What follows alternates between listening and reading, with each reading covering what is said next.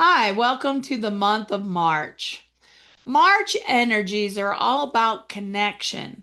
Now, this is expanded broadly, meaning connections not only to family and friends, but connections to bosses, to coworkers, to communities, to groups, to students that you may be going to school with, any connections that you may have, including your neighbors. So, how are your connections? Do you have healthy connections? Do you have connections that need a little bit of work? This month is about focusing on how many healthy connections you have and what you can do to attract or create or nurture more healthy connections and relationships in your life. This may be a time to set healthy boundaries.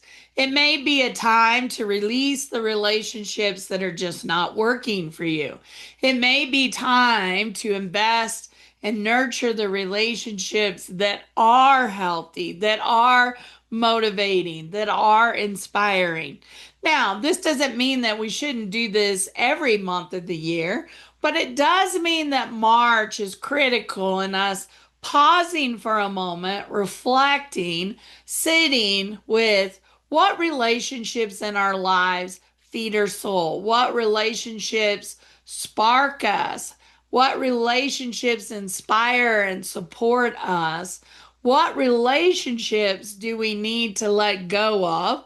Where do we need to set those healthy boundaries? And where do we need to invest and nurture in some of the relationships that are positive and hold space for us?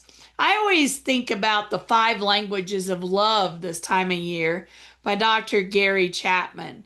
We tend to connect with people in our lives based on our own love language. But if we understand what love is to that other individual and how they receive love, then we can better nurture those relationships in our lives.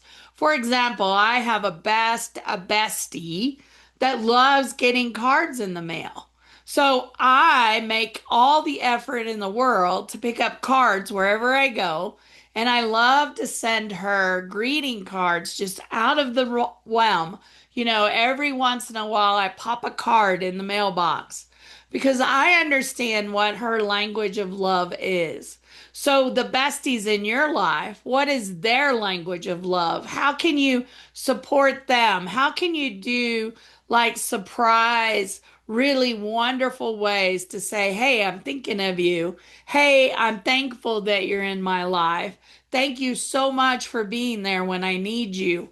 What does that look like for the people in your lives?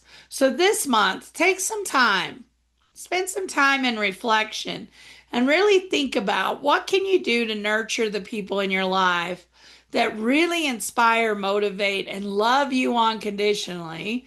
And what relationships is it time to release and let go? I hope you have a wonderful month in March, and I will see you next week.